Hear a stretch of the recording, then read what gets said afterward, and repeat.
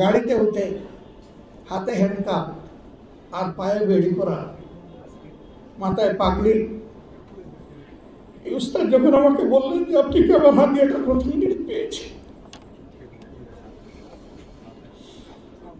আপনি আল্লাহ সেই ফিরিস্তাকে না বলেই আমি কাঁদতে শুরু করলাম।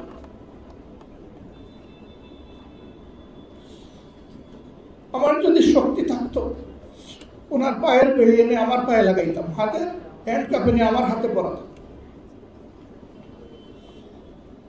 ওই বাসে বসে বসেই শুনলাম উনি দেশের বিভিন্ন জায়গায় 22টা মাদ্রাসা নিজের উদ্যোগে গড়ে তুলেছেন এবং তিনি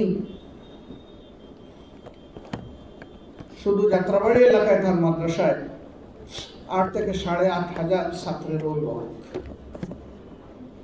বড় আফসোস হল, আর এই মানুষগুলো তো এই জমিনের গুনাহগারদের জন্য দোয়া হালাতে তারা থাকবেন। এই যে তিনি আমাকে ঋণী করলেন, এই ঋণ আমি পরিশোধ করবো। আমি তাকে চিনতাম, তার নামটাও শুনি নাই, জীবনে কোনোদিন দেখি নাই, মুলাকাত করি নাই, সালাম বিনিময় হয় নাই। তিনি কেমনে বুঝলেন যে আমার এগুলা প্রয়োজন? আমি তাকে জিজ্ঞেস করলাম, ভাই আপনি কেমনে বুঝলেন যে আমার এগুলা লাগবে?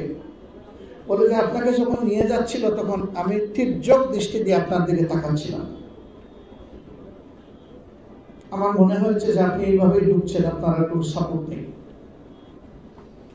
পরের দিন আমার জন্য জেল কর্তৃপক্ষের কিছু জিনিস এবং বাইরে থেকে কিছু জিনিস এনেছে। ওই রাত্রেই তো আমি বরফ হয়ে যেত। আমি বিশ্বাস করি এটা আমার জন্য নয়, আল্লাহর এই বান্দা এই কাজটা করেছেন মহান আল্লাহর জন্য।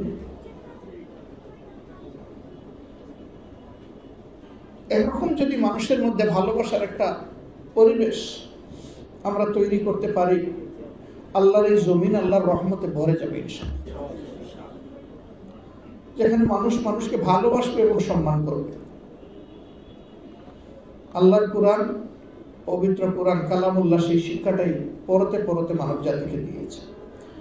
কিন্তু কপাল পোড়া মানব জাতি আল্লাহ তাআলার এই নিয়ামত থেকে বিমুখ হয়ে উল্টা দিকে দৌড়ানোর কারণেই দুনিয়ায় আজকে তামাম লাঞ্ছনা এবং অপদস্থতা আমাদের ঘাড়ে চেপেছে, বিশেষ করে উম্মতে মুসলিমার উপর।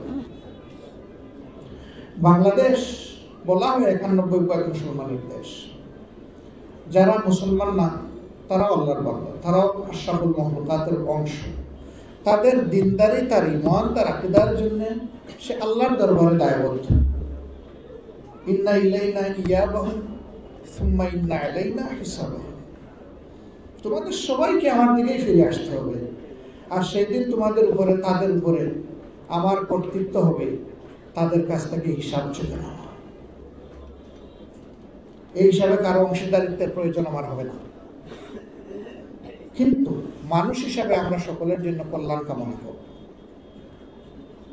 একই সমাজে সহনশীলতা এবং সমমর্যাদার ভিত্তিতে আমরা বসবাস করি, তাহলে কোন শ্রেণী, গোষ্ঠী, ধর্মীয় সম্প্রদায় আতঙ্কে থাকবে না। আলহামদুলিল্লাহ 15.5 বছরের জ্বালাতন নির্যাতনের পরে এবার যে পরিবর্তন 5 আগস্ট হলো, আপনারা সাক্ষী। এই দেশের উলামায়ে কেরাম, মাদ্রাসার ছাত্র, বাংলাদেশ জামাতে ইসলামী, ইসলামী ছাত্র শিবির বিশেষভাবে সকল ধর্মের মানুষের নিরাপত্তার দায়িত্ব এই জমিনে পালন করেছে। কেন? আমরা আল্লাহকে ভয় করি, দেশ এবং দেশের মানুষকে ভালোবাসি।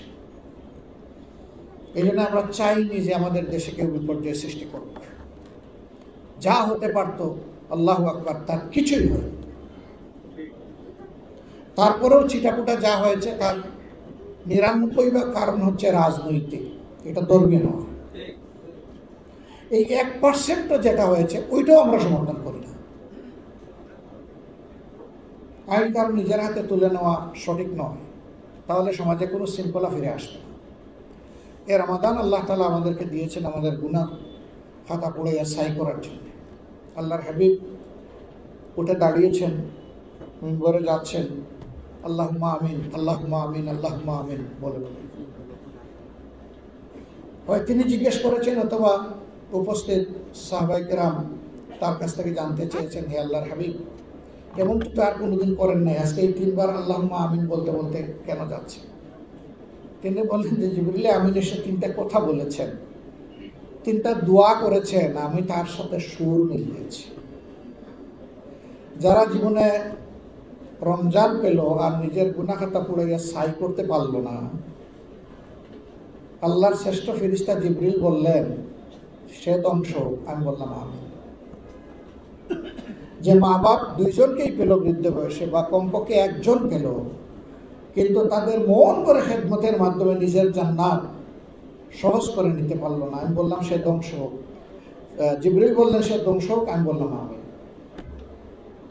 তিনি বললেন জমিনের উপরে এবং আসমানের নিচে সবচেয়ে বড় নিয়ামত সৃষ্টির মধ্যে যিনি, হে নবী, আপনার নাম শোনার সাথে সাথে যে আপনার উপরে সম্মান দেখে দুরূদ পেশ করলো না, সে ধ্বংস হোক। আমি বললাম আমি। তাইলে এই রমজান কি সুখবার্তা, আনন্দের বার্তা আমাদেরকে নিয়ে এসেছে। মানুষ নফসের দুটায়, শয়তানের ওয়াসওয়াসায় ভুল করে ফেলি, গুনাহ খাতা নাফরমানি করে ফেলি। ঈমান এবং ইহতিসাবের সাথে এই রোজা যে রাখবে, আল্লাহর হাবিব বলছেন যে তার অতীতের সকল গুনাহ মুছে ফেলা হবে।